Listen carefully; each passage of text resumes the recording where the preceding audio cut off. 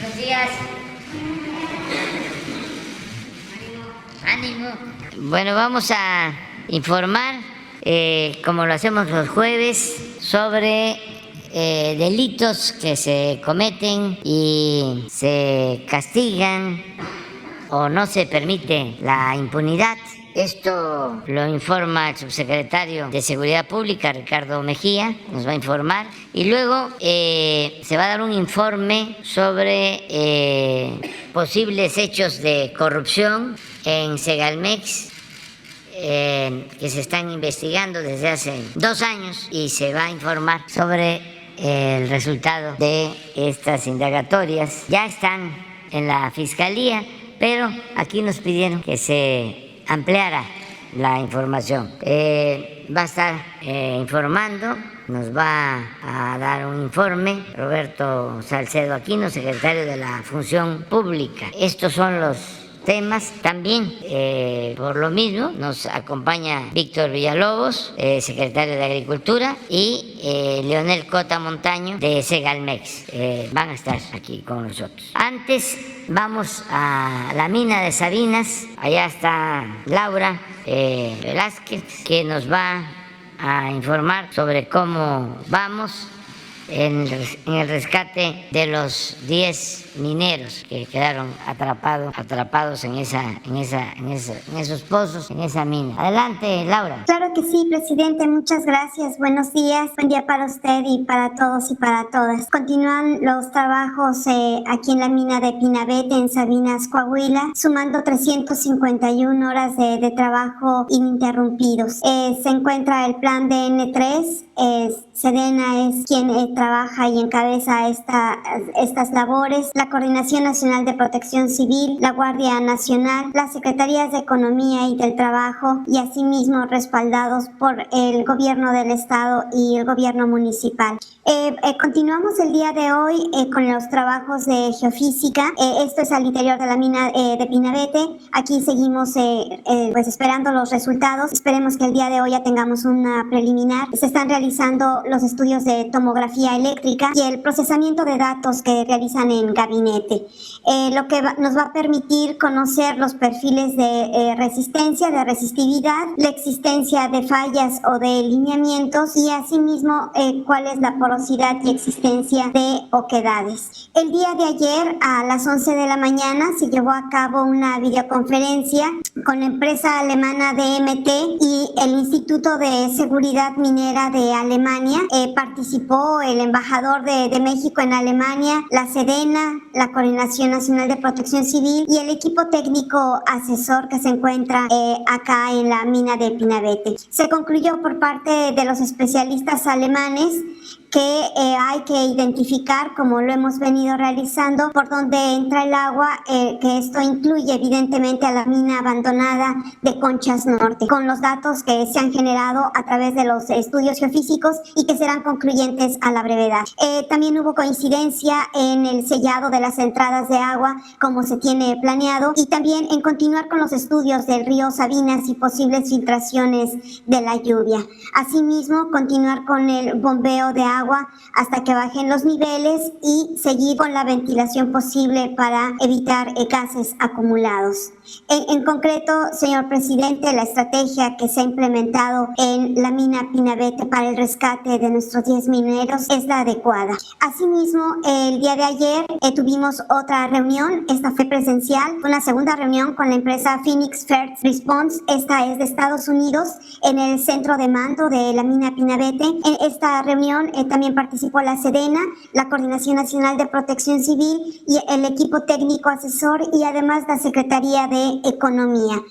Aquí se concluyó por parte de los especialistas que contamos con el equipo técnico solvente. Esas fueron sus palabras, y con la experiencia suficiente para atender la situación que se ha presentado.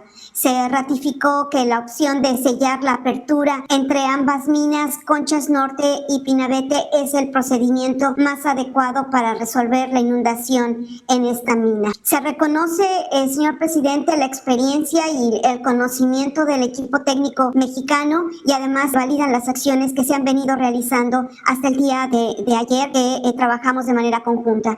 Nosotros dimos toda la información, el grupo de ingenieros dio la información precisa para poder atender sus comentarios de estas empresas de Estados Unidos y de Alemania, y afortunadamente se valida nuestro trabajo. Asimismo, presidente, por último, informa usted que el volumen estimado de agua desfogada desde el 3 de agosto tiene un acumulado de 391.941 metros cúbicos y que hasta este momento tenemos instaladas 13 bombas, de las cuales hay una extracción de 651 litros por segundo. Esto es a través de estas bombas instaladas en los tiros de pozo y además en los barrenos que se han construido a lo largo de estos días.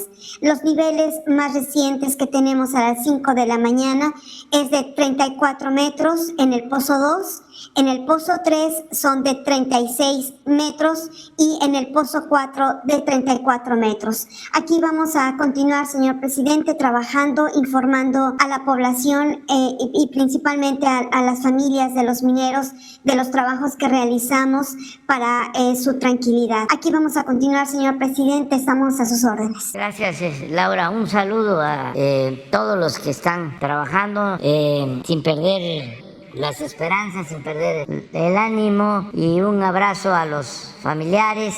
Vamos a continuar con este trabajo de rescate, que no nos detengamos por falta de recursos, de equipos, de personal. Qué bien que ya se hizo esta consulta a los expertos en Alemania, en Estados Unidos, y hay que aplicar lo que ya se decidió, poner este muro para detener el agua de la mina abandonada, que fue la que, según todo indica, produjo la inundación en la mina vecina donde están los mineros. Pero hay que trabajar para hacer ese muro de concreto lo más pronto posible y seguir extrayendo agua. Lo de 600 litros por segundo es una buena cantidad, y si se requieren más bombas, de conformidad con lo que vayan recomendando los ingenieros mineros, los expertos y el personal del ejército, también especializado, que está ahí con ustedes. Muchas gracias, Laura. Gracias, presidente. Buen día. Muy bien. Antes viene a informar Ricardo Mejía, pero quiero enviar un pésame al presidente municipal de Celaya por el asesinato de su hijo el día de ayer. Un hecho muy lamentable, y le mandamos a él, a su familia, a sus amigos, un abrazo muy fuerte. Va a informarnos sobre este caso y otros el licenciado Ricardo Mejía. Con su permiso, señor presidente, muy buenos días a todas y a todos. Vamos a informar sobre Cero Impunidad, no hay crimen sin castigo, que es una acción coordinada del Gobierno Federal, Gabinete de Seguridad, Secretaría de la Defensa Nacional, de la Marina, Secretaría de Seguridad y Protección Ciudadana, Guardia Nacional, Centro Nacional de Inteligencia, en coordinación con las fiscalías locales, las secretarías de seguridad de los estados y desde luego con la Fiscalía General de la República. Iniciamos presentando en primer término el total de detenciones realizadas por las cuerpos federales y estatales de seguridad en la semana del 11 de agosto al 17 de agosto. Vamos a iniciar estos informes presentando este dato. Hubo un total de 8.305 detenidos y se presentaron al Ministerio Público del Fuero Común y Federal 7.984 por parte de las autoridades policiales. Toda esta información es parte del Registro Nacional de Detenciones que se inauguró con este gobierno a partir de una nueva ley que le da transparencia y además evita cualquier violación a los derechos humanos. Siguiente. Durante los hechos de días pasados, motivados por grupos delictivos que generaron desorden y afectaciones a diferentes negocios y personas, se da cuenta que en el caso de los eventos en Zapopan e Ixtahuaca del Río, en el estado de Jalisco, hay un total, siguiente, de 5 detenidos, 3 de los cuales fueron ya vinculados a proceso penal por parte de la Fiscalía General de la República a través de la Fiscalía de Coordinación Regional, y está pendiente la vinculación a proceso proceso de 2 de estos sujetos que fueron detenidos el día de los hechos. Siguiente. En el caso de Guanajuato, por eventos y afectaciones a vehículos y comercios en los municipios de Salamanca, Irapuato y Celaya, hay un total de 13 detenidos, quienes afectaron 28 comercios y 19 vehículos. Siguiente. Estos son los 13 detenidos, de los cuales 5 ya fueron vinculados a proceso penal por diferentes delitos. 3 más fueron presentados y puestos a disposición del Ministerio Público Federal y 5 más está pendiente su vinculación a proceso por varios delitos. Siguiente. En el caso de Ciudad Juárez, Chihuahua, por el evento ocasionado a partir de la riña al interior del Cerezo 3 de ese municipio, Cerezo, Centro de Readaptación Social del Estado, fueron detenidos 7 personas. Siguiente. Por parte de la Fiscalía General de Justicia del Estado, una vez que las fuerzas federales, Sedena, Guardia Nacional, la Policía Estatal y la Municipal pusieron a disposición de la autoridad ministerial correspondiente. Durante el evento, en el enfrentamiento, esta persona cayó de una azotea y fue presentado al Ministerio Público, pero perdió la vida en el transcurso de estas diligencias. Siguiente. En el caso de Baja California, por hechos presentados en Tijuana, Playas de Rosarito, Ensenada, Mexicali y Tecate, hay un total de 17 detenidos por estos hechos. Siguiente. 12 de los cuales fueron ya atraídos por la Fiscalía Especializada en Materia de Delincuencia Organizada de la Fiscalía General de la República. Otros más fueron detenidos en Culiacán a partir de acciones de inteligencia desarrolladas por la Secretaría de Defensa Nacional, el Centro Nacional de Inteligencia y la Fiscalía General de Baja California. Fueron detenidos, ya se calificó de legal su detención y en total son 17 detenidos por los hechos de Baja California de días pasados. Siguiente. En total son 42 detenidos por los eventos de esos días en esos estados. También comentar que elementos de la Secretaría de la Defensa Nacional y Guardia Nacional, en coordinación con la Policía Estatal de Michoacán, detuvieron en flagrancia delictiva a 167 personas civiles armados con armas de uso exclusivo del Ejército, 3 de ellos menores de edad, que ya fueron vinculados a proceso estos 3 y remitidos a la instancia de atención a adolescentes en conflicto con la ley.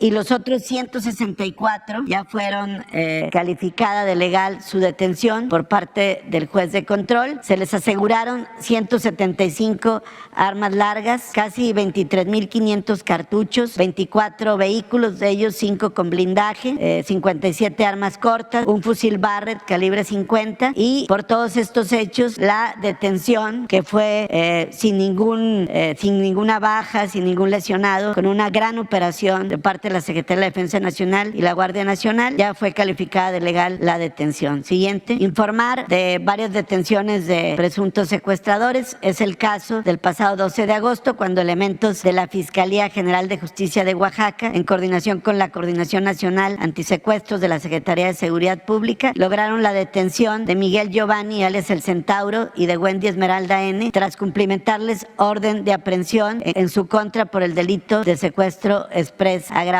en agravio del empresario oaxaqueño Adalberto N., quien fuera privado de la vida por estos 2 sujetos, quienes ya fueron vinculados a proceso penal. Siguiente. También damos cuenta de la detención de diferentes presuntos secuestradores en diferentes hechos, que son acciones que se desarrollaron entre fines de julio y el 8 de agosto por elementos de la Fiscalía de Oaxaca y la Coordinación Nacional Antisecuestros. Ya se les vinculó a todos, a los 8, a proceso penal por el delito de secuestro en diferentes modalidades. Siguiente. También informamos en el caso de la Fiscalía General de Justicia de Quintana Roo, logró ejecutar órdenes de aprehensión contra 5 presuntos homicidas, uno de ellos de Playa del Carmen, el resto de Tulum, quienes habrían perpetrado homicidio en agravio de 6 víctimas y además de dedicarse también al narcomenudeo. Siguiente. También informar que con relación al operativo permanente que lleva a cabo la Secretaría de la Defensa Nacional, la Guardia Nacional, en coordinación con la Fiscalía General del Estado de Chihuahua y la Policía Estatal de Chihuahua,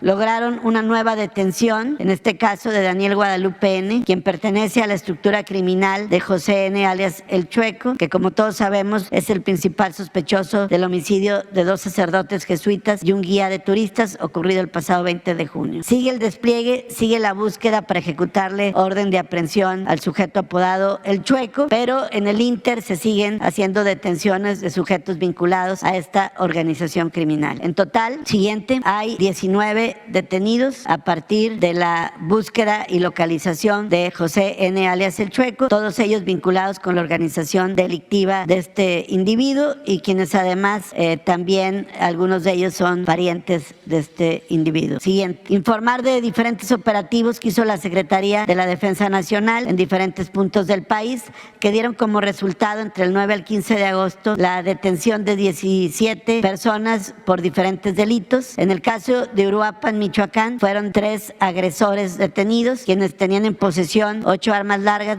27 cargadores, casi 700 cartuchos, chalecos tácticos con las siglas del Cártel Jalisco Nueva Generación. En Opodepe, Sonora, hubo la detención de una persona quien transportaba 89 kilos de fentanilo en 816,486 pastillas, además de 147 kilogramos de fentanilo, lo que implica un aseguramiento muy relevante por parte de la Secretaría de la Defensa Nacional. También en Reynosa, otro detenido con 2 fusiles de uso prohibido, además de otro tipo de material para actividades de carácter criminal. Siguiente, también en Aribechi, Sonora, 3 agresores detenidos. En Matamoros, Tamaulipas, una persona detenida con 130 paquetes de cocaína, 1 kilogramo cada uno, es decir, 130 kilos de cocaína. En Dolores Hidalgo, Guanajuato, también se aseguró a 2 personas con 3 armas largas, casi 400 cartuchos y 2 vehículos. Siguiente, también nuevamente en Opodepe, Sonora, 2 personas detenidas y un aseguramiento de 2.280 kilogramos de fentanilo. En Progreso de Obregón, Hidalgo, 3 personas detenidas con un arma larga. Y en Ciudad Juárez, Chihuahua, una persona detenida con 406 pastillas de fentanilo y 1.3 kilogramos de metanfetamina. Siguiente. En el caso de la Secretaría de la Marina, durante el periodo que se informa, se da cuenta que en Iztapalapa, personal de esta institución, en coordinación con la Secretaría de Seguridad Ciudadana de la Ciudad de México, al efectuar cateo a 3 inmuebles,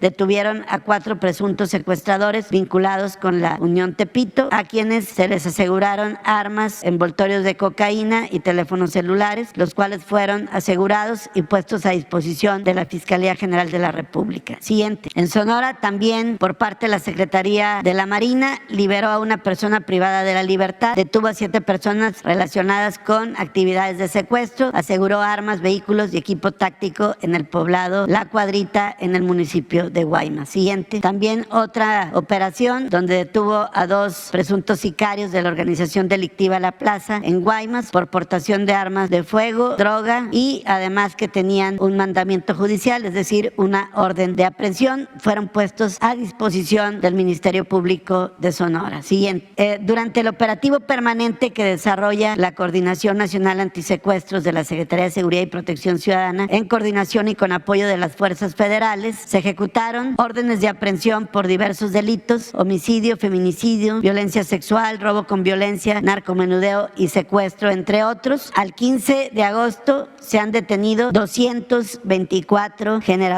de violencia, que aquí se da cuenta. Siguiente.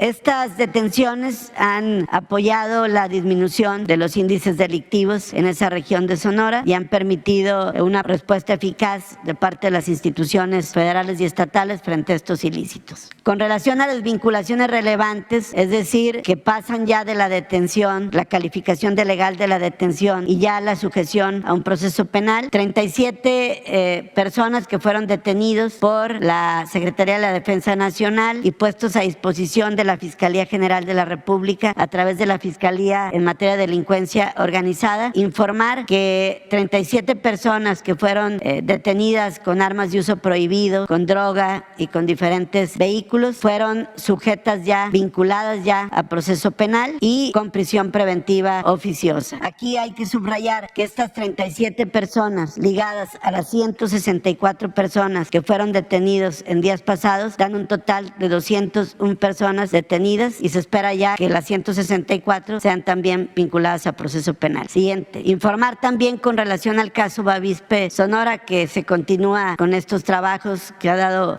una respuesta importante por parte de la Secretaría de Defensa Nacional y las fiscalías, en particular la Fiscalía General de la República. Informar que se obtuvo la vinculación a proceso al ejecutar una orden de aprehensión por reclusión en contra de Rubén H., alias el R7, como probable responsable de los hechos ocurridos en noviembre de 2019 en agravio de diferentes víctimas menores de edad y mujeres de las familias Lanford, Miller y Levarón. Siguiente. También informar de otra vinculación relevante. Se obtuvo vinculación a proceso por parte de la Fiscalía General de Justicia del Estado de México de 6 individuos quienes fueron investigados por su probable participación en un delito de secuestro agravado en contra de una mujer en el municipio de Tenancingo, Estado de México. Estos sujetos fueron detenidos en una operación realizada por la Fiscalía Local, la Secretaría de la Defensa Nacional y la Secretaría de Seguridad Pública Local. Esta célula criminal vinculada al cártel Jalisco Nueva Generación presuntamente se dedicaba además a extorsión, cobro de derecho de piso y secuestro. Siguiente. También en sentencias relevantes, en el caso de Sonora, la Fiscalía General de Justicia del Estado informó de la sentencia condenatoria que obtuvo ante el Tribunal Superior de Justicia en contra de 5 personas a quienes se les sentenció a 124 años de prisión, 3 meses y una multa global de más de 8 millones de pesos por los delitos de secuestro agravado en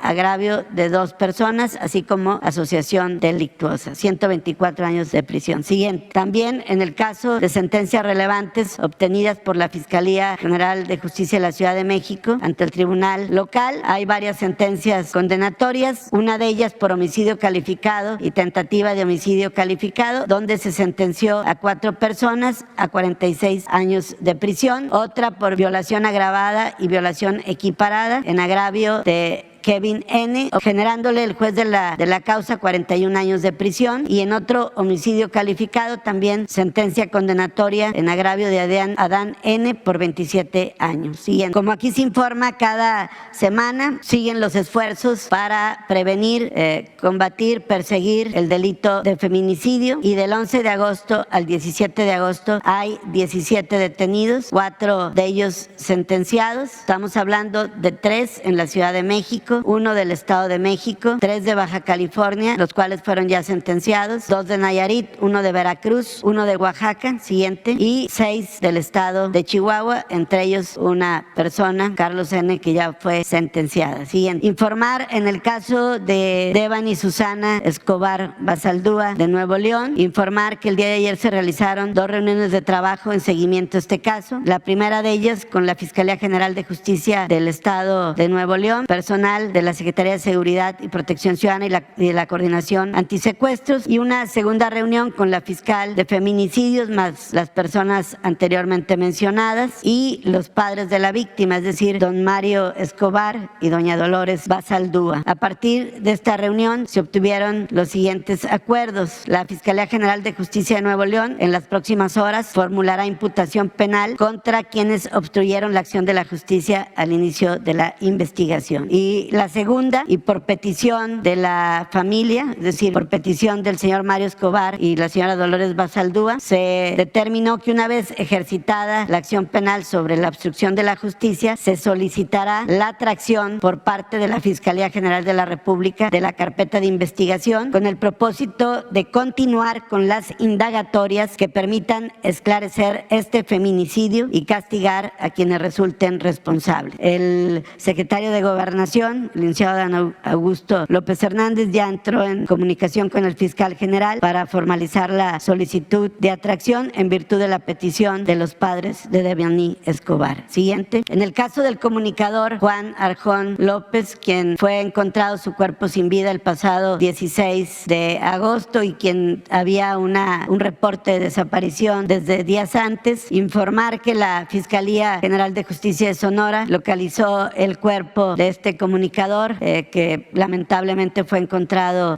privado de la vida sobre la carretera que conduce a Luis B. Sánchez, a la altura de Pozos de Arbizu, donde acudió el personal de servicios periciales y del servicio médico forense. La necropsia determinó que la causa del fallecimiento, de la muerte, fue traumatismo cráneoencefálico por golpe contuso. Ya hay un grupo especializado de investigadores. La Secretaría de Seguridad y Protección Ciudadana está en coordinación con la fiscal general de Sonora. Hay varias líneas de investigación relacionadas con cuestiones de carácter personal y profesional. Como parte de los avances, se localizó y aseguró un vehículo Toyota Tacoma con reporte de robo en Salinas, California, en cuyo interior se encontraba un arma larga y se analiza la posible vinculación con los hechos que se investigan. También informar que desde el pasado 3 de agosto había sido localizado un vehículo abandonado Nissan, propiedad del Centro de Rehabilitación, en donde la víctima estaba recibiendo tratamiento de rehabilitación, que posteriormente se corroboró que este vehículo era utilizado por la víctima.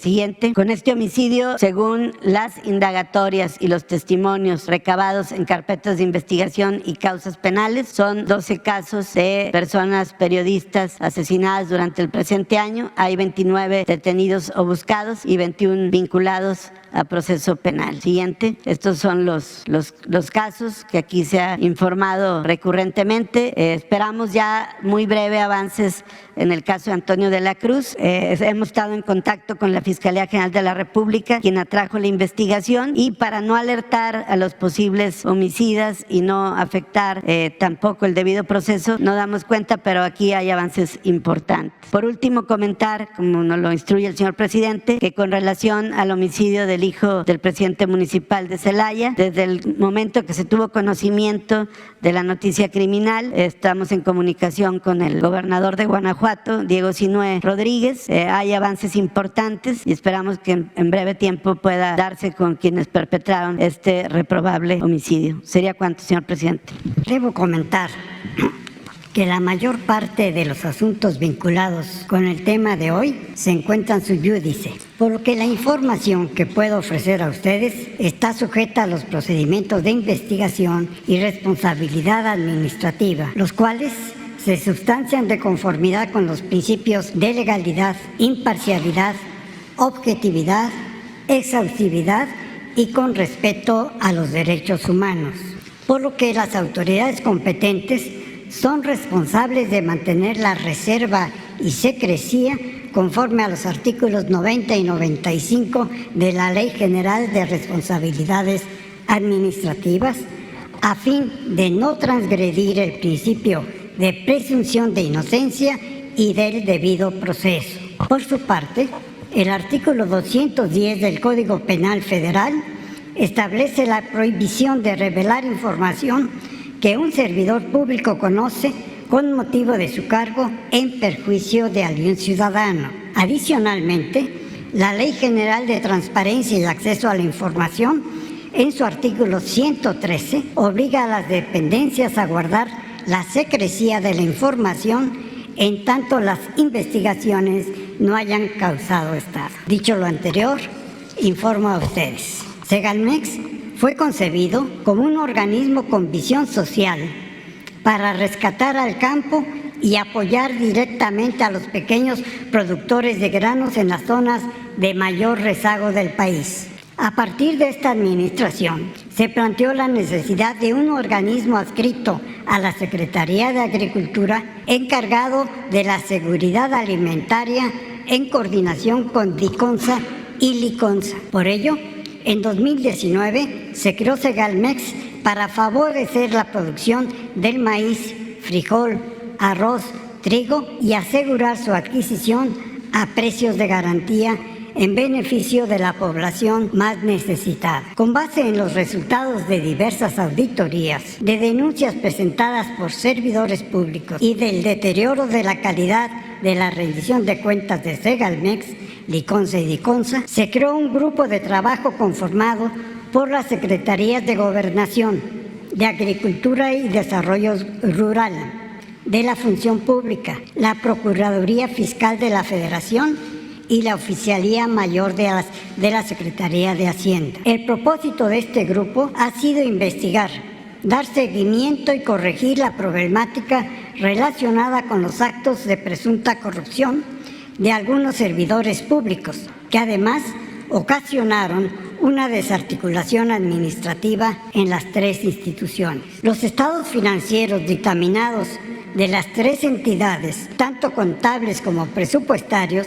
se integraron cada año a la cuenta pública como parte de la rendición de cuentas a la Cámara de Diputados en atención a las disposiciones vigentes. Por cuanto hace a la dictaminación de los estados financieros que realizan las firmas de auditoría independientes, coadyuvantes en las tareas de fiscalización a cargo de la Secretaría de la Función Pública, se observó que se incrementaron las inconsistencias en el registro de operaciones y los casos en los que no se aportó la información requerida por los auditores. Ello ocasionó que en el caso de Liconza se pasara de dictámenes con opiniones limpias en 2019 a dictámenes con abstención de opinión en 2021. Liconza obtuvo opiniones con salvedades en 2019 y con abstención en 2021. Y Segalmex se mantuvo siempre con dictámenes de abstención. La Secretaría de la Función Pública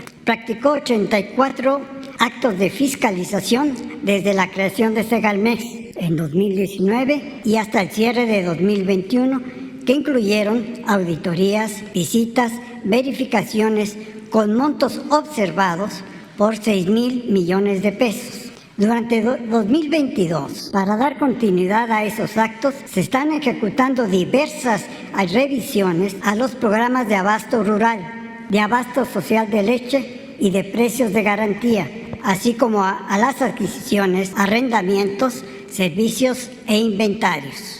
Por su parte, la Auditoría Superior de la Federación, con motivo de la revisión de la Cuenta Pública 2020, promovió diversas acciones en las tres entidades, que en conjunto incluyen 22 pliegos de observaciones por 3,465 millones de pesos. Los montos observados por ambas instituciones ascienden a 9,500 millones. Es importante aclarar que cuando se habla en fiscalización de montos observados, debe entenderse como lo que no está perfeccionado en el expediente o en el debido proceso normativo. Lo observado no es necesariamente sinónimo de daño patrimonial, sino de aclaraciones. Y por eso todos estos montos se encuentran en el proceso de aclaración, de documentación y, en su caso, de recuperación. Con la información actualizada a la fecha, se encuentran en la Fiscalía General de la República 38 denuncias presentadas por la Procuraduría Fiscal de la Federación, la Unidad de Inteligencia Financiera, la Secretaría de la Función Pública y la propia Fiscalía General de la República por la presunta comisión de delitos que podrían haber ocasionado un daño patrimonial a Segalmex, Liconza y Liconza. Las denuncias penales presentadas por las instancias gubernamentales están en etapa de investigación con miras a su judicialización. Principalmente, las denuncias son por el delito de uso ilícito de atribuciones y facultades, y las carpetas de investigación se están integrando bajo la óptica de delincuencia organizada. A la fecha, un servidor público fue vinculado a proceso por invertir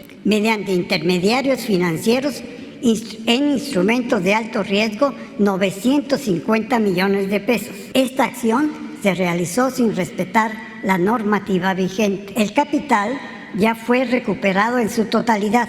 Los intereses generados están en proceso de determinación para que sean totalmente reintegrados. La Secretaría de la Función Pública actúa como coadyuvante de las indagatorias vigentes en auxilio del Ministerio Público de la Federación para la obtención de datos de prueba que permitan llevar los casos ante un juez.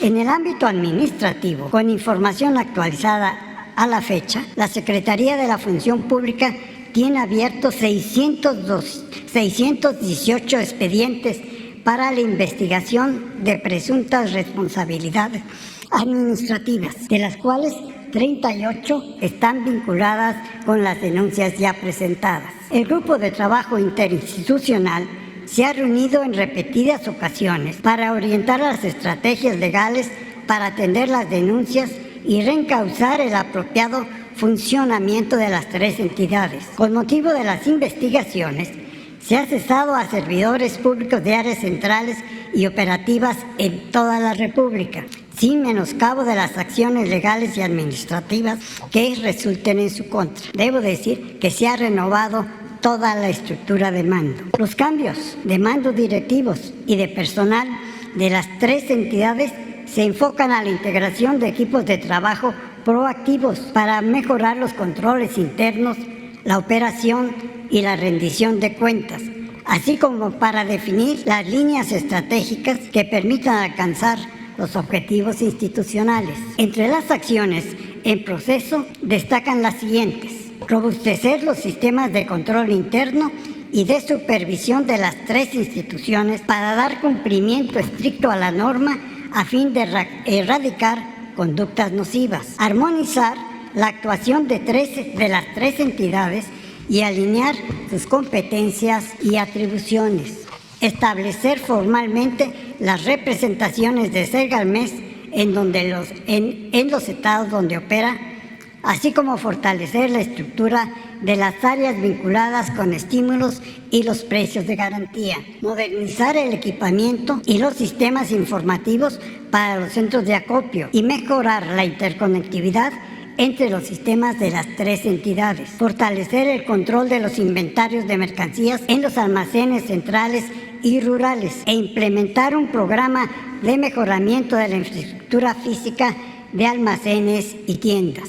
Actualizar y gestionar eficazmente los padrones de pequeños productores, concesionarios, distribuidores y beneficiarios de los programas de abasto social de leche. Como resultado de las acciones instrumentadas, se observa una mejora en los sistemas de control y registro para el acopio, abasto, distribución, suministro, industrialización y comercialización de alimentos básicos y de leche. En conclusión, con el propósito de combatir la impunidad, el grupo de trabajo está abocado a recabar las evidencias que permitan a las instancias competentes integrar debidamente las investigaciones en curso para, en su caso, ponerlos a disposición del Poder Judicial de la Federación y del Tribunal Federal de Justicia Administrativa.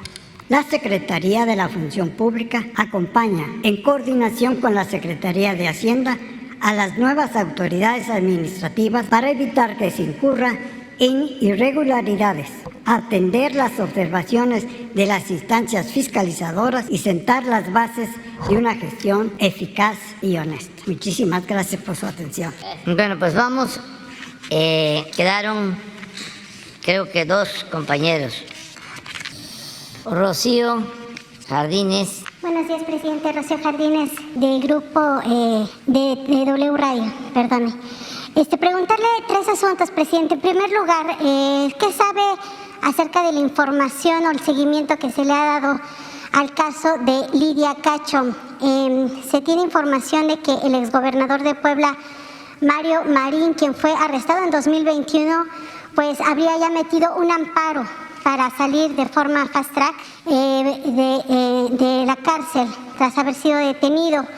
Hay que recordar que también ya el Consejo de la Judicatura Federal ordenó que la magistrada Celina Abante fuera removida del tercer tribunal colegiado de Quintana Roo y enviada a Jalapa mientras se le investiga por presuntos actos de corrupción tras presentar el proyecto de sentencia que exoneró a Kamel Nasif. Saber si usted tiene alguna información de que Mario Marín sí ha metido este amparo para poder salir de prisión. Hay que recordar también el mensaje de Arturo Saldívar, que ha dicho que es necesario que ya se entre muy bien en la discusión, que se dejen los egos, las grillas y fobias para poder evitar los feminicidios. Sin embargo, la propia Lidia Cacho ha estado dando mensajes en Twitter que de nada sirve que se presente información, que se presenten pues incluso pruebas como lo hizo ella cuando se sigue teniendo esta falta de aplicación de justicia por parte de la Corte. No sé, Ricardo, si tú tienes información sobre eso. Sí. Mire, yo lo que puedo comentarle sobre esto es que desde que se dieron los hechos estos de amenaza,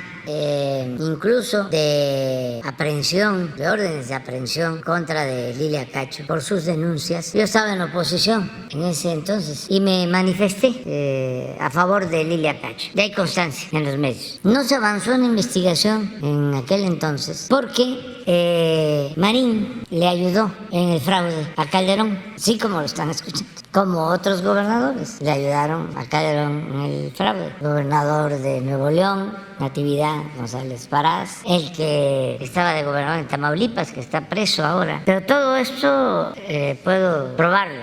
Incluso el que está ahora de líder del PRI en la Cámara, Rubén Moreira, no sé si está en la Cámara. Sí. A ver si se consigue el video, en donde una vez subió, cuando todavía no estaban tan hermanados, subió a la tribuna a denunciar esto que les estoy planteando, siendo él del PRI, acusando a Calderón del fraude.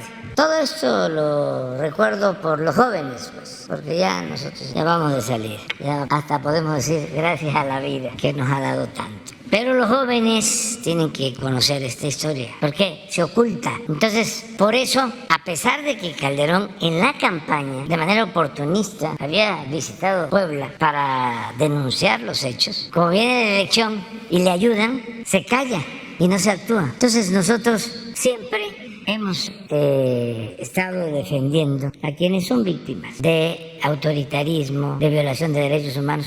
Y no se nos olvida, y no hemos cambiado, tenemos las mismas convicciones. De modo que vamos a investigar lo que estás planteando para ver qué hay sobre estos casos. Si la Fiscalía tiene que ver, el Poder Judicial, y decirle a Lilia Cacho, con todo respeto, y a los que pueden seguir pensando igual, que no somos iguales, que nosotros no protegemos a delincuentes o a presuntos delincuentes, que tenemos autoridad moral. Eso es lo que puedo comentar sobre eso. Y una vez que tengamos ya más conocimiento, lo informamos. Pero si está en poder de jueces, pues sería conveniente que informara el Poder Judicial. Y también decirles que le tengo mucha confianza al presidente de la Suprema Corte de Justicia, no así a otros integrantes del Poder Judicial, porque ese poder también es heredado de aquellos tiempos, son polvos de aquellos lodos, de las épocas de los Marines y los Foxes y los Calderones. Ahí se cundió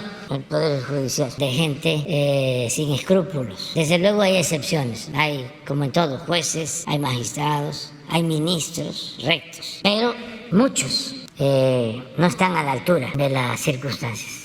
Bueno, no olvidemos, también para los jóvenes, ya hay otros mayores que ni siquiera quieren escuchar esto, se tapan los oídos. Durante el gobierno de Zedillo, del presidente Zedillo, se hizo un acuerdo arriba entre el PRI y el PAN, y en el gobierno de Zedillo el procurador era del PAN, para que no se nos olvide, y el asesor del procurador, el mandamás en la Procuraduría, era Diego Fernández de Ceballos. Se va a enojar Diego ahora, pero ni modo. Y en ese tiempo también todo lo que eran jueces, magistrados, tribunales, todo era recomendado, o era a partir de recomendaciones del PAN. Sería bueno que se hiciera un estudio, ahí se los dejo de tarea, de jueces, magistrados y ministros, de dónde son egresados, cuántos de la UNAM, cuántos de la Libre de Derecho, cuántos de otras universidades. Es un poco lo que pasó durante el periodo neoliberal en Hacienda. Casi todos los secretarios de Hacienda del ITAM. Creo que es hasta ahora que hay uno de la UNAM, Rogelio, que estudió economía en la UNAM, licenciatura. Y es el primer doctor en economía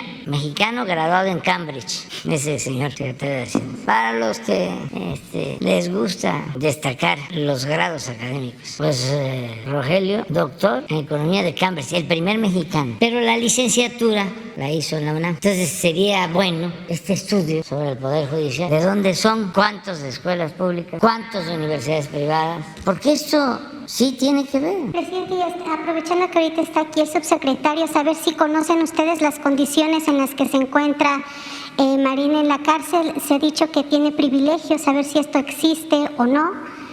Mario Marín, perdón. Que si tiene privilegios. A lo mejor porque está en Cancún, pero bueno.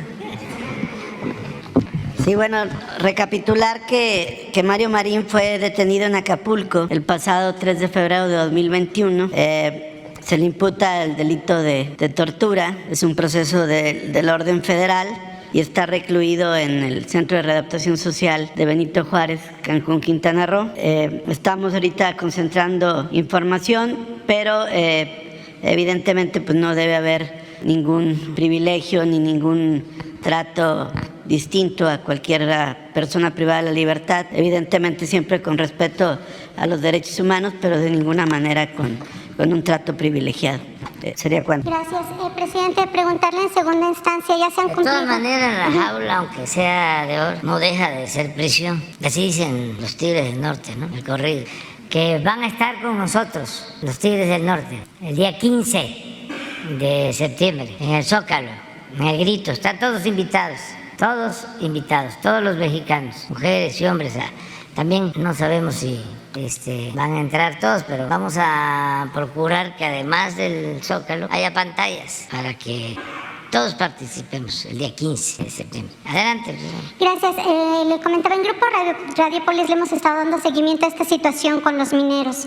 Se han cumplido ya 2 semanas, presidente, de estos trabajos que se están haciendo así de manera constante. Hemos tenido la información. Pero saber qué datos tiene usted de la posibilidad de que sí se puedan encontrar los mineros con vida y pues, o saber si se tienen algún dato de que pudieran estar refugiados en algún sitio. Se había publicado que incluso pues pudo haber alguna corriente haberlos llevado con esta inundación que se sufrió. Saber qué información tiene usted al respecto. Pues la que se proporciona todos los días, porque estamos transparentando todo, por eso se informa a diario. Nosotros tenemos informes constantes de lo que está pasando allá en las minas de carbón, con todos los que están trabajando. Como se sabe, esta mina se autorizó, se concesionó, ya lo dijimos, durante el gobierno de Fox, cuando empezó el derroche de entrega de concesiones. Bueno, comenzó con Salinas, empezaron a entregar concesiones a diestra y siniestra y fue cuando empezaron a vender también las plantas mineras. Fue cuando se vendió Cananea a lo que se conoce como Grupo México, en la época de Salinas. Cuando los procesos de privatización, ya hemos hablado mucho, que los tecnócratas decidieron que había que desincorporar, esa fue la palabra que usaron,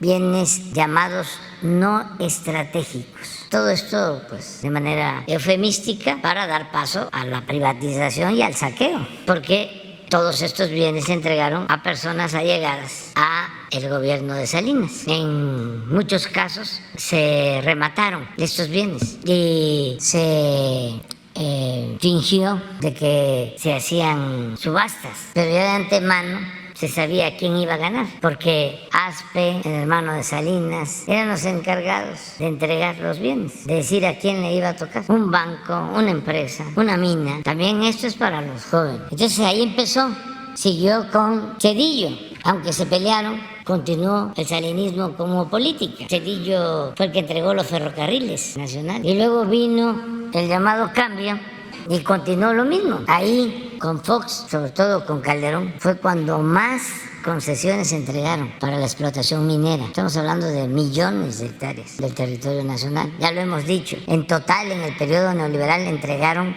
120 millones de hectáreas del territorio. El 60% del territorio nacional lo concesionaron. Ni en los 3 siglos de dominación colonial, ni en el porfiriato se enajenó tanto el territorio nacional como en este periodo neoliberal o neoporfirista. Muchos ejidatarios, pequeños propietarios, no saben que ya lo que está debajo de sus terrenos está concesionado en Sonora, en Durango, en Oaxaca. Entonces, en ese contexto, en esa fiebre, se entregaron estas concesiones en 2003. Entonces, no había pues ningún cuidado. Se entrega la concesión de esta mina junto a una mina que estaba cerrada tenía 20 años, abandonada, inundada por completo. Pero la diferencia es de que la mina donde están atrapados los mineros es de mucho menos superficie que la mina abandonada. Estamos hablando de 10, 20 veces más. Entonces, la acumulación de agua en la mina abandonada, de acuerdo a los diagnósticos de los técnicos, es muchísimo. Entonces, cuando los mineros que están atrapados bajan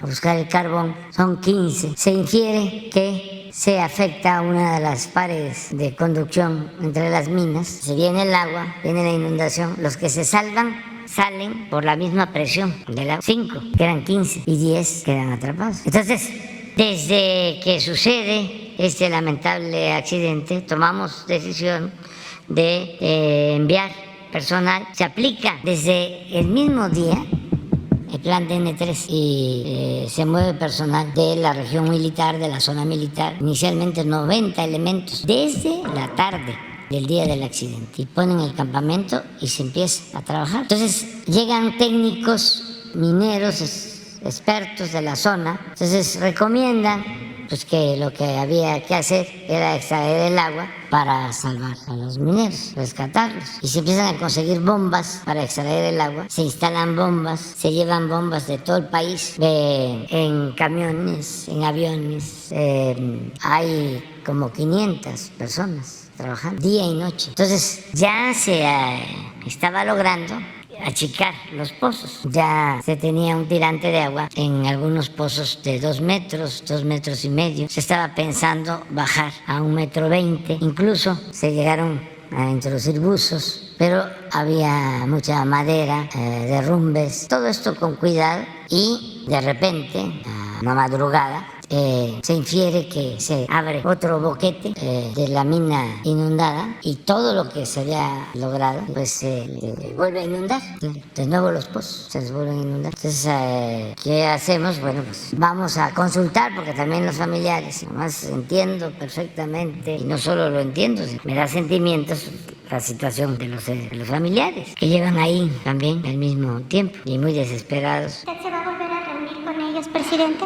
Vamos a ver cómo van a seguir evolucionando las cosas. Ellos plantearon de que se pidiera la opinión de expertos o que se trajeran expertos. Dijimos que sí, y ayer se hicieron ya las consultas con expertos alemanes y estadounidenses, y la conclusión es de que se está haciendo lo correcto, que lo que están proponiendo los técnicos mineros mexicanos especialistas es lo correcto, que va a consistir en la construcción de un muro de concreto para buscar detener la corriente del agua hacia la mina donde están los mineros atrapados. Entonces ya estamos trabajando en eso y se sigue bombeando. Aumentó el volumen de bombeo. No sé si puedes poner la gráfica de hoy en la mañana del general. Esta fue la inundación en este pozo, y ahí vamos aquí, y de repente y empezamos, está bajando poco,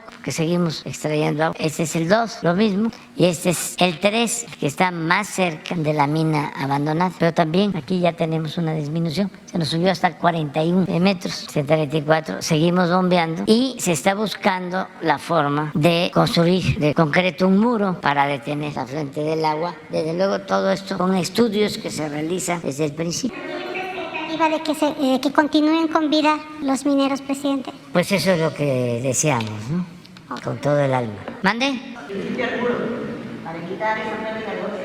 Pues es que se pensaba, y además iba funcionando la estrategia. Y es un asunto de los técnicos y de los especialistas y de los mineros que conocen muy bien del terreno. Claro que sí. Le preguntan a Denise Dresser, ¿cómo se llama es que hay 2 Denise, la del ITAM, Dresser, o a Chumel, o a lo de Mola, ¿no? O al de ayer a Curcio, y a tantos otros. Pues ellos van a decir que estuvo mala estrategia, porque ellos son todólogos, sabenlo todo, son sabiondos. Pero pues este es un asunto que tiene que ver aquí sí que con expertos y con gente de experiencia. Okay. No nos han informado. Presidente, por último preguntarle, ya la primera sala en la Suprema Corte pues validó invalidó la orden de aprehensión en contra del gobernador de Tamaulipas, Francisco García Cabeza de Vaca, y este desafuero que aprobó el Congreso de la Unión. Se determinó que quienes pueden aprobar un desafuero solamente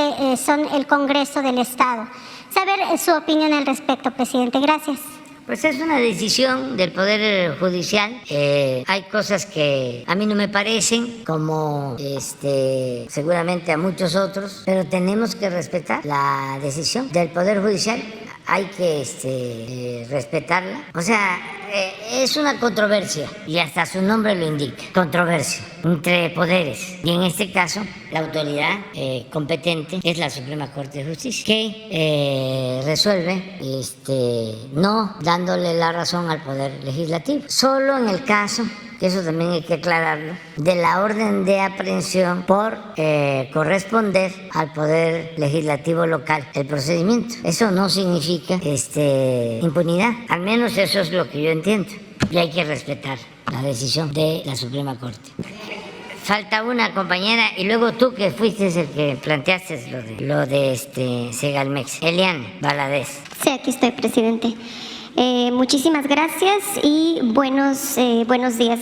Gracias por darme la oportunidad de preguntar. En este caso, pues mi pregunta tiene que ver con la reforma electoral. Mi pregunta pues es acerca de la reforma electoral, señor presidente. La oposición ya dijo que no apoyaría la reforma electoral propuesta por usted, una reforma electoral que fortalecería la democracia, ayudaría para que no existan partidos, magistrados y consejeros ricos con pueblo pobre, y para que la comunidad migrante pueda participar de manera directa en las elecciones. También garantizaría la participación abierta. Como usted sabe, se están llevando a cabo foros de Parlamento abierto y asambleas comunitarias. Directamente la oposición defiende al INE, a Lorenzo Córdoba, Ciro Murayama. Señor presidente, ¿cuál sería su plan B en cuanto a la reforma electoral? Si hay un plan B, presidente, porque, por ejemplo, Alito Moreno ya dijo que no pasarían reformas que afectarían al país, y, por ejemplo, Ricardo Anaya dice que usted, a la mala, quiere pues quitar al INE para poder perpetuarse y para pues poder ganar elecciones en el 2024. Mire, lo cierto es de que el INE y el Tribunal Electoral no actúan con imparcialidad.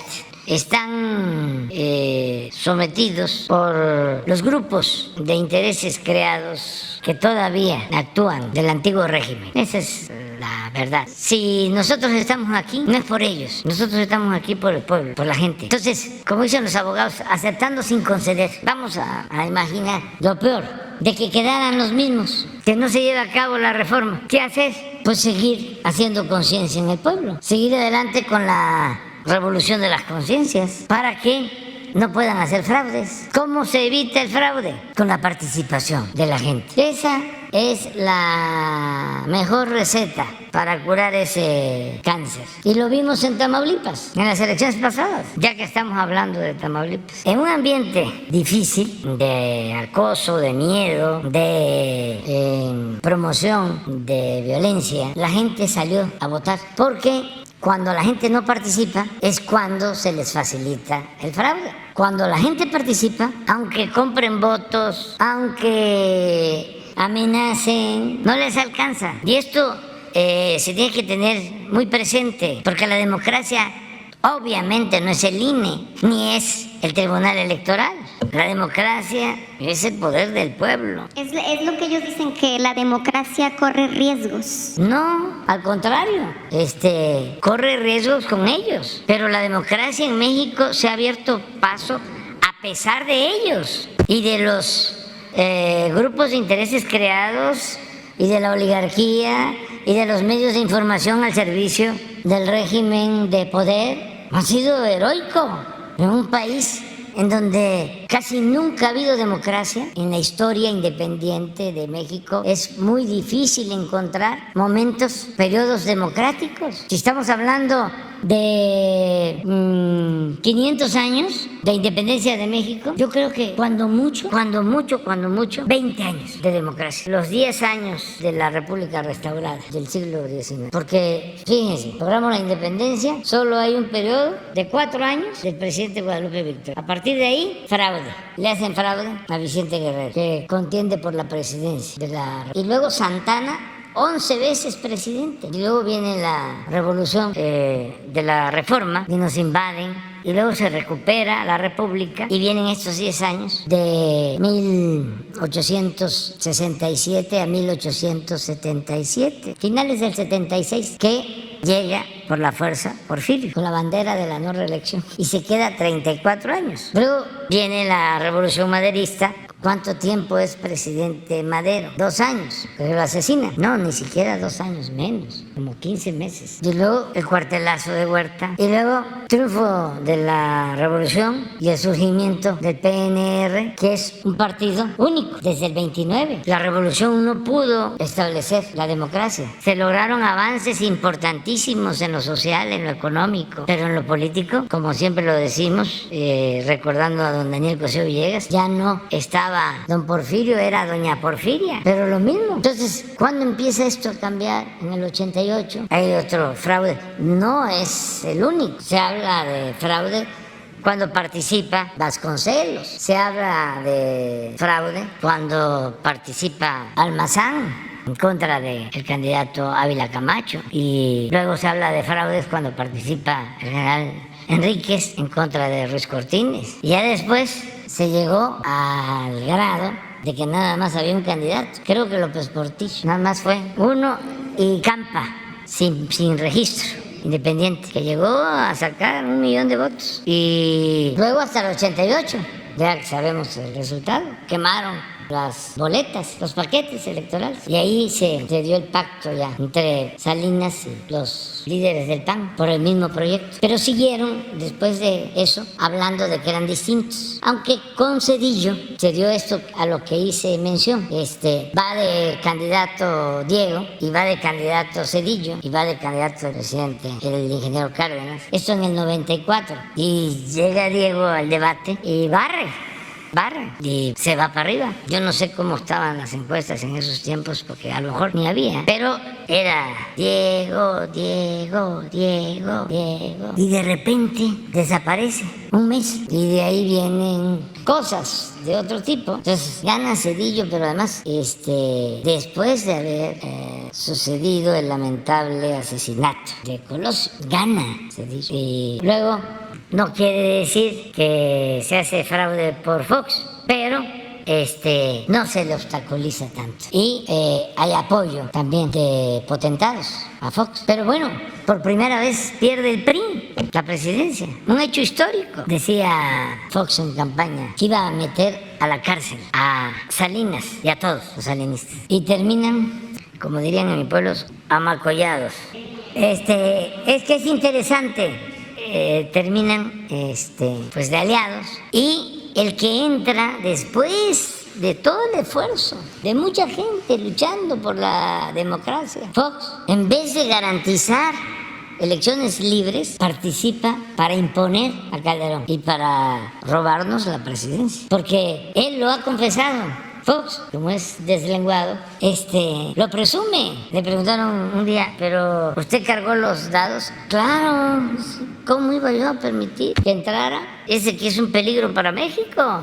Y estos gobernadores, a los que hablamos, y otros más, ayudaron. Marín y los de Coahuila, los de Nuevo León, Monterrey, Nuevo León, Tamaulipas, todos. El PRI ayudó al PAN. Y luego viene la elección de Peña y le devuelven la mano, porque todos los panistas de arriba apoyan a Peña. Fox no llamó a votar por la candidata de su partido, por la señora Josefina, llamó a votar por Peña. Entonces, cuando me preguntas, ¿y en todo esto el INE qué? Pues nada.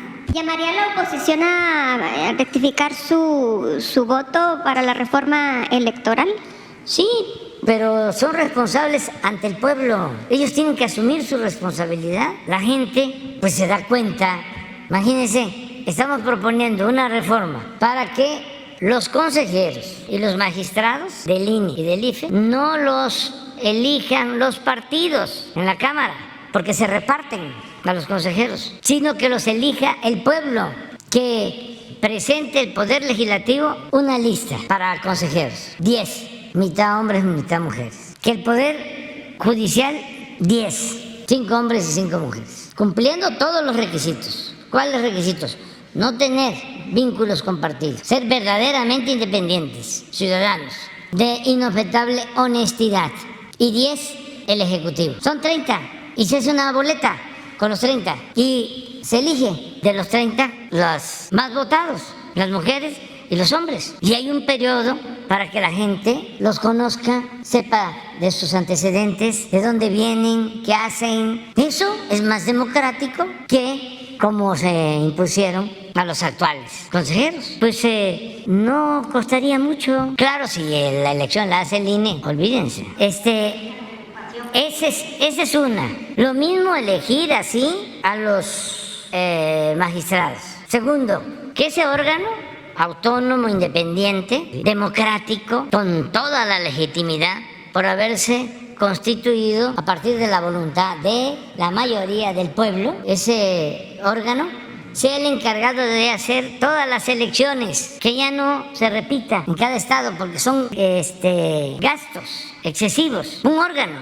electoral encargado de organizar todas las elecciones. Luego, la reducción del presupuesto. ¿Cuántos nos ahorramos de presupuesto? La otra cuestión que estamos proponiendo es que ya no tengan presupuesto los partidos. Ahí es también donde no les gusta. Que tengan lo básico. Lo otro, que se quiten los pluris, que todos los que representen al pueblo sean electos democráticamente, que no tengamos 500 legisladores, que tengamos 300. Eso es lo que estamos proponiendo. Y dicen, no, huelga. Pero tu pregunta es, ¿qué va a pasar? Bueno, nosotros vamos a cumplir, ya se envió la iniciativa, se va a discutir. Claro, hay mucha manipulación. Les decía yo que pasé por las lomas y vi en unas casas afuera. Aquí defendemos al INE, no queremos que desaparezca o que se destruya. O sea, ¿quién sabe qué idea les han metido en la cabeza? Eso es lo que dicen, que quiere usted desaparecer el INE. Sí, el INE no desaparece. Lo que se tiene es un órgano autónomo, independiente, que representa al pueblo, no a la mafia del poder. Pero si no lo aprueban con la gente, como lo hicieron los de Tamaulipas, regresando. ¿Qué pasó en Tamaulipas? Fue el estado de los 6 en donde más salió la gente a votar. De los 6 estados donde hubo elecciones. Imagínense esas convicciones ciudadanas. Estar ahí horas haciendo fila para votar. Esa es la elección. Lo dije la vez pasada y lo repito ahora. Si me dicen, en estos últimos tiempos, ¿cuál es el pueblo que ha demostrado tener más vocación democrática? Los tamaulipecos, sin duda. Si no hacen eso, no se hubiese impuesto el fraude. Estamos hablando en plata, ¿no? Así es. Porque si no, no nos vamos a entender. Entonces, cuando vota el 40% del padrón, si compran el 20%, con eso. Pero cuando vota el 60% del padrón y compran el 20%, no les alcanza. Entonces hay que participar. Y es como la libertad, que no se implora, se conquista. Y yo pienso que se va a poder seguir avanzando en la transformación. Se está avanzando en la transformación.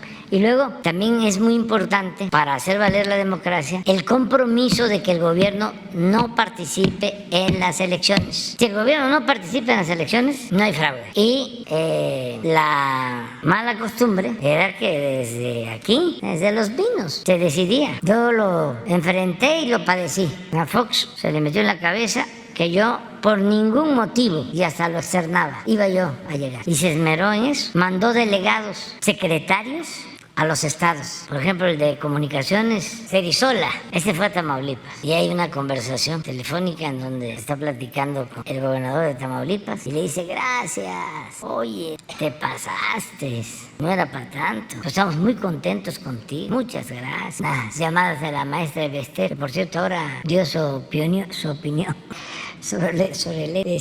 no está Leti, ¿verdad? Ah, bueno, ya le voy a decir lo que dijo la maestra de Bester. Dice, la maestra también le habló al mismo de Tamaulipas, el día de la elección, a las 12 del día, 1 de la tarde, diciéndole, pues ya está todo esto. Ya hablé con los otros gobernadores y hay que resolver ya, no se puede permitir y actuar. ¿Y qué iban a hacer a esa hora? Pues ni modo que llamaran a votar, ¿no? A esa hora, no, ya fue la preparación del fraude, del relleno de las urnas, la falsificación de las actas, el fraude. Y también la maestra ya lo reconoció, de que lo hizo, porque me buscó a mí, y es cierto, y yo no quise hablar con ella. Me buscó como candidato, y entonces se fue con Calderón, y como ahí estaba en vigor el haya sido como haya sido, pues ahí se entendieron.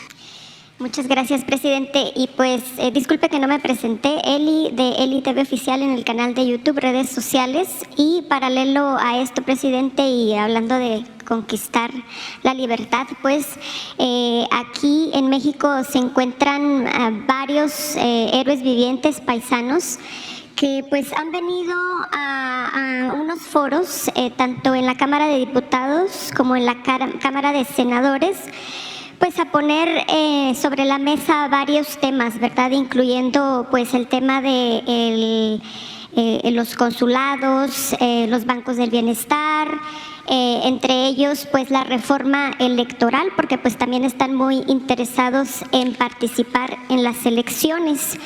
Como usted los ha nombrado, héroes vivientes, usted sabe que pues cada mes se rompen récords de remesas, y pues son muy importantes para México. Ellos, presidente, lo que están buscando esta comitiva es una reunión con usted. Creo que usted pues es muy consciente, ¿verdad?, con las visitas que usted ha tenido a Estados Unidos, de la importancia que están tomando los paisanos en la política mexicana. Y pues ellos están buscando, como siempre, ¿verdad?, ese trato digno dentro de los consulados, etcétera, ¿no? Ellos quieren saber si usted puede recibir en estos días a esta comitiva para expresarle a usted directamente, pues, las necesidades de ellos como paisanos. Sí, lo cierto es que como hay muchas agrupaciones, yo los recibo a todos, ¿no? Pero le he pedido al secretario de Relaciones, a Marcelo Ebrard, que hable con todos y que podamos llegar a un acuerdo, y yo después los recibo, pero necesito que el secretario Ebrard... Lo que pasa, presidente, es que sí ya han tenido reuniones con el secretario Ebrard. De hecho, pues en sus visitas a los Estados Unidos sabemos que usted trae una agenda muy apretada y pues es muy difícil que se reúna con la comunidad. Personalmente conozco a los paisanos que pues están aquí en México y sé que su interés es más que ayudar. Entonces por eso ya están buscando este otro paso, ¿verdad?, de esta reunión con usted, si es posible. Ellos están dispuestos a esperar cuando usted abra un espacio. Les propongo que hablen con Marcelo, y yo le voy a pedir al secretario Marcelo Ebrard que los reciba, que se des cuenta, y que porque es el conducto adecuado. Pueden hablar conmigo, eso no hay un problema. El asunto es darle seguimiento a las cosas, que no se queden, ¿sí?, a medias, y que podamos ponernos de acuerdo bien. Entonces, que platiquen con Marcelo. Yo les tengo confianza a Marcelo. También eso debe de tomarse en cuenta, ¿no? Tenernos confianza, ¿sí? Entonces, le tengo confianza a Marcelo, pues por eso es secretario de Relaciones Exteriores, es su trabajo. Entonces, que hablen con él, que les pongan todo lo que ellos ven sobre el funcionamiento de los consulados. Nosotros tenemos interés en que se proteja a nuestros paisanos, que los consulados funcionen muy bien, que se protejan los derechos humanos. Yo planteé y quiero que se convierta en realidad el que los consulados sean como procuradurías para la defensa de nuestros paisanos migrantes. Entonces, ver exactamente si los cónsules están actuando adecuadamente, si se defiende a los migrantes, pero con profesionalismo, con objetividad, con la verdad, no con el quítate tú porque quiero yo, no con politiquería, porque me cae mal este cónsul, ¿sí? Y no me parece que esté. No, aquí eso no cuenta. Pero si el cónsul le está haciendo mal las cosas, si no defiende a los migrantes, a nuestros paisanos, si no va a la oficina, si se la pasa de vacaciones, entonces sí. Sí, se lo comento, presidente, porque pues yo soy de allá, vivo en Orlando, Florida, y no le podría decir tampoco que todos los consulados son terribles, ¿no? Hay muchos consulados que sí están haciendo su trabajo, pero en general pues sí se necesita, digamos, reformar ¿Sí? los consulados para bien de todos los mexicanos, ¿verdad? A través de Jesús Ramírez podemos Sí, hacer... yo estoy de acuerdo, que hace falta un análisis, una revisión para que funcionen mejor los consulados. Y yo siento que debemos de defender a los migrantes. Tenemos asuntos pendientes. Por ejemplo, hay un ofrecimiento de regularizar a migrantes que no se ha cumplido. Está una iniciativa en el Congreso de Estados Unidos, pero hay que estar demandando de que se cumpla con ese compromiso, así como se cumplen otros compromisos que tiene el gobierno de Estados Unidos y el Congreso de Estados Unidos al interior de Estados Unidos y afuera. ¿Por qué no cumplir con este compromiso que se hizo, que ya lleva tiempo? También el que se le respete a los mexicanos, porque lo he dicho en otras ocasiones, los hermanos puertorriqueños son 5 millones, los hermanos cubanos son 4 millones y nuestros paisanos mexicanos son casi 40 millones. Aportan mucho económicamente en Estados Unidos. Aportan mucho en lo económico y además no son tomados en cuenta. Las otras comunidades tienen hasta senadores, diputados, mucha participación en el gobierno de Estados Unidos, y a los mexicanos no se les toma en cuenta. Y los legisladores de origen mexicano o de origen latinoamericano o del Caribe lo que hacen es lanzarse en contra de los mexicanos o de los migrantes. Hay unos legisladores de los dos partidos que se la pasan cuestionando a los mexicanos. Ya vamos a empezar a actuar con todo respeto. El que maltrate a los mexicanos, que por necesidad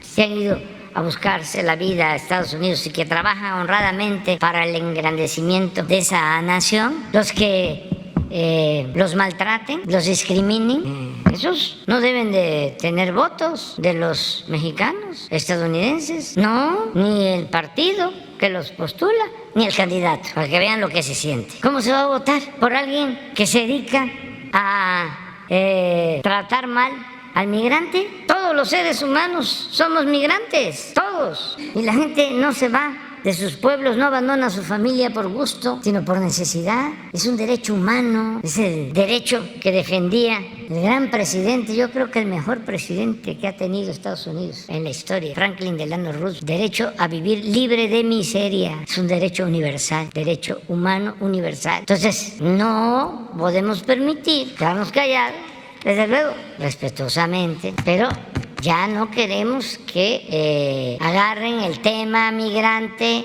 el tema mexicanos, para sacar votos o pretender sacar votos, porque también ya eso le cae mal a la gente en Estados Unidos. Pero estos se quedaron en el almanaque y siguen con lo mismo, siguen con lo mismo, siguen con lo mismo. No entienden que esto ya cambió, que ya el pueblo estadounidense, el pueblo mexicano, el pueblo latinoamericano, el pueblo en el mundo ya cambió. Y ellos quieren seguir metiendo vino nuevo en botellas viejas, políticas medievales, obsoletas, que la gente ya rechaza, solamente porque todavía tienen mucho control de medios de información, como decía Gramsci.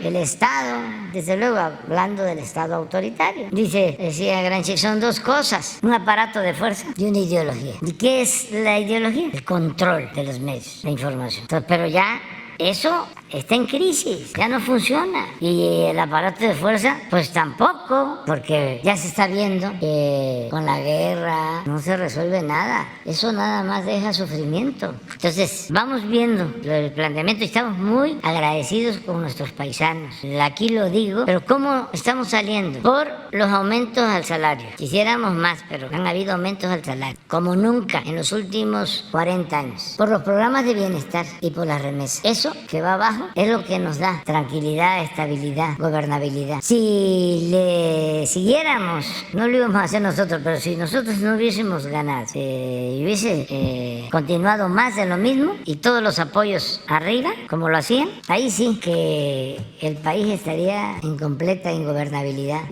Pero no, la gente quiere salir adelante, tiene esperanzas, quiere hacerlo pacíficamente y vamos bien, a pesar de que nos ha tocado enfrentar la pandemia, esta crisis económica por la guerra en Ucrania. Vamos, adelante.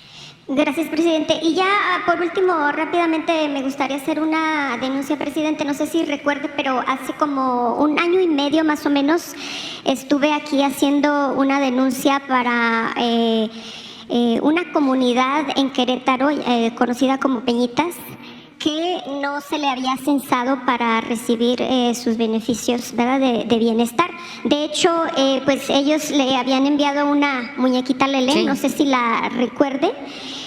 Pues después de que se hizo esa denuncia, la comunidad tuvo varios, digamos, ataques ahí a la comunidad, hasta que pues ahora en agosto 5, pues a las 4 de la mañana de la nada vinieron y los sacaron, digamos, violentamente, sacando a mujeres, niñas, niños, adultos mayores, y pues en estos momentos esa comunidad de más de 80 familias están en la calle.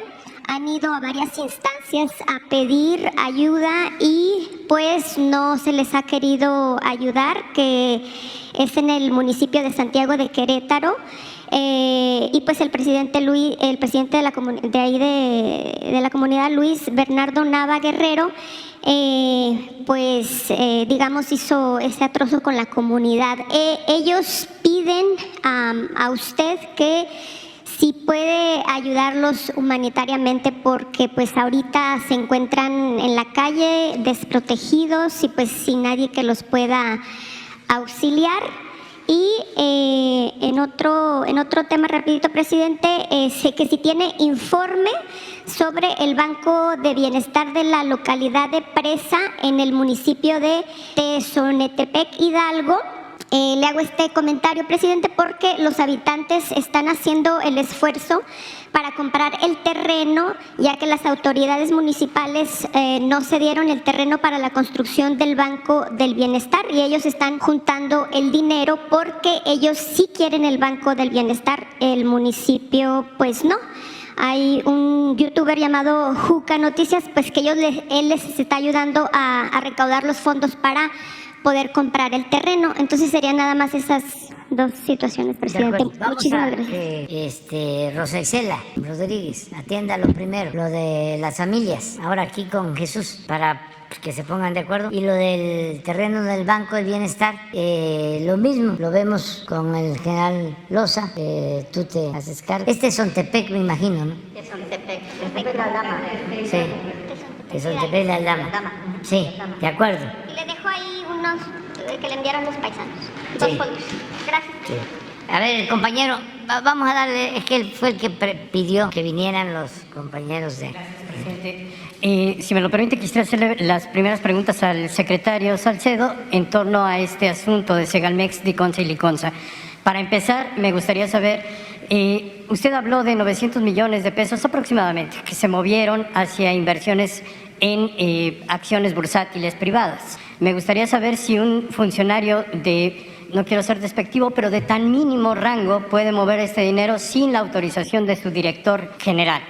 ¿Esto es posible? Si es así, ¿no se corre el riesgo en la administración pública total de que funcionarios menores pudieran mover tanto dinero de forma pues ilegal? Y la segunda pregunta tiene que ver con esta función pública, tiene que presentar ya las denuncias, pero apenas vimos ayer que la Auditoría Superior de la Federación perdió un juicio en contra de un exfuncionario de Javier Duarte, uno de los funcionarios que se ha señalado como más corrupción en el país, y fue perdido el juicio por la Auditoría Superior de la Federación por presentar extemporáneamente las pruebas en contra de este exfuncionario. ¿Qué riesgo tenemos ante la posibilidad de todo este tiempo que ha pasado?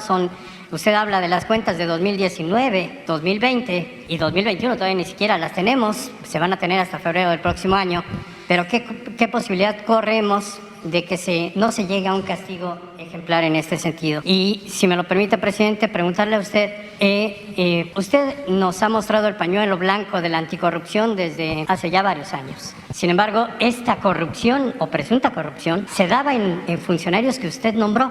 ¿Se siente defraudado por estos funcionarios porque les dio la confianza y aún así cometieron estas irregularidades? Muchísimas gracias. Sí, mira, aquí lo importante es que no se permita la corrupción y que no haya impunidad. Imagínate que un caso así se estuviese tratando en el gobierno de Eliseo Peña o del gobierno de Calderón o de Fox, ¿no? Y habían, bueno, ahí se los dejo de tarea. ¿Cuántos casos así? Ahora es distinto. Ahora, cuando se dan casos de corrupción de inmediato. Incluso lo planteé desde mi toma de posición. Dije, sostengo que lo mejor es prevenir y que si se quiere enjuiciar a los expresidentes, propongo que sea una consulta y yo voy a votar en contra. Lo dije. Al mismo tiempo me comprometí a que hacia adelante no íbamos a permitir nada de corrupción, cero corrupción, como tú dices, pañuelo blanco, y lo estamos cumpliendo. Y este es un hecho, ¿eh?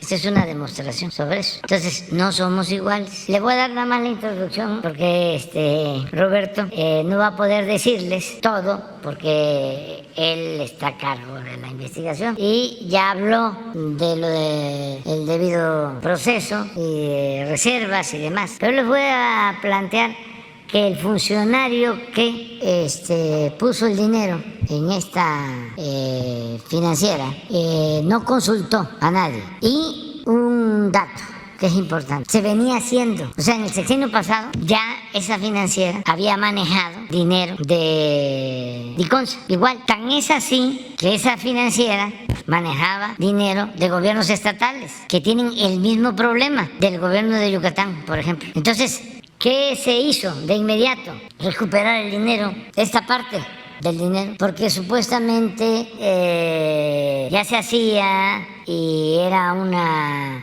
financiera seria, responsable, y di la instrucción al secretario de Hacienda, todavía estaba Arturo Herrera, que se hablara no solo con la financiera, sino con los que avalan esos créditos, que son bancos, que tienen una corresponsabilidad. Y se logró que interviniera la Comisión Nacional Bancaria y de Valores. Y también otra cuestión, no hay impunidad para nadie, ni para mis hijos, ni para mi familia, para nadie. El que cometa un delito y sobre todo un acto de corrupción tiene que ser castigado, sea quien sea, porque la gente que fue la que nos puso aquí, no los de la cúpula, no los de arriba, ya lo hemos dicho, sino la gente de abajo, también integrantes de clase media, humanistas y inteligentes, informados, que hay unos que presumen que están muy preparados, muy informados, y los manipulan pero como quieren, les juegan el dedo en la boca. En cambio hay gente abajo, hasta en las comunidades más apartadas, en la sierra, que están muy informados y muy claros y no se dejan manipular, porque suele pasar que la ignorancia se vincula a los pobres. No, la ignorancia se da en todos lados, en todos los estratos sociales, en todas las clases sociales. Y hay veces que los que tienen más nivel académico y títulos académicos son muy ignorantes. Imagínense, este escritor famoso, van a decir que lo tengo ya como cliente, pero es que sí ayuda hablar de estos casos, porque hay sectores de clase media que son lectores de estos escritores, ¿no? Y piensan que con eso ya son gentes informadas, cultas. Imagínense que este señor Moreno, que es de los más leídos, fue el que planteó que había que quemar en leña verde, en el Zócalo, a todos los de Morena. Imagínense eso. Y así otros. Entonces, informarle a la gente es importante para que tengan más elementos. Ahora sí, Ros. Perdón, antes de que me conteste, agregarle, hay corresponsabilidad, decía usted, presidente, efectivamente, también las empresas que están involucradas en contratos firmados con Segalmex, con Diconsa y Liconza, que recibieron los recursos incluso, pero no entregaron los productos comprometidos. también serán denunciadas por la auditoría, por la Secretaría de la Función Pública y específicamente el director de Segalmex. ¿Tiene alguna denuncia ya presentada por ustedes? Muchísimas gracias. Como dice el presidente, no puedo especificar nada porque estaría yo rompiendo el principio de secrecía, pero sí podemos hablar de las cosas generales al respecto, ¿verdad? Fundamentalmente, y le contesto primero la segunda pregunta porque va ligada a lo primero. La Secretaría ha perdido, como usted dice, algunos juicios y lo que hay que tener en cuenta que se procura justicia y se integran los expedientes correctamente, se sustancian en la parte administrativa, se entregan a la Fiscalía para procurar la justicia. Y los impartidores de justicia ven oyendo a la contraparte quién tiene la razón. Y muchas veces el impartidor de justicia no se va a la parte del fondo del asunto, sino se va al debido proceso, en donde muchas veces hay algunas consideraciones que se piensan que no se cumplió el debido proceso y no se entra al fondo. Y muchas veces se pierde ahí por no seguir el debido proceso. Por consiguiente, también hay una fuerte presión de la opinión pública, y qué bueno que la hay, para que se haga rápido en las investigaciones. Pero estamos nosotros, la rapidez va en contra de la exhaustividad. Entonces, para ser exhaustivos y ganar entre el impartidor de justicia, requerimos tener todas las evidencias. Y uno de los principios de esto es la objetividad, que significa obtener las evidencias suficientes, competentes, ¿verdad?, y relevantes para poder arguir ante un juez que tenemos toda la razón. Esto es lo que tarda, y por supuesto todas las investigaciones que tenemos tienen que tener este rigor metodológico. Contestando ahora, en la primera pregunta, yo le diría, todas las investigaciones, ¿verdad?, que estamos haciendo, se están buscando siempre el principio de quién, cómo, cuándo, en qué circunstancia. Y es hasta ahí donde nosotros pues estamos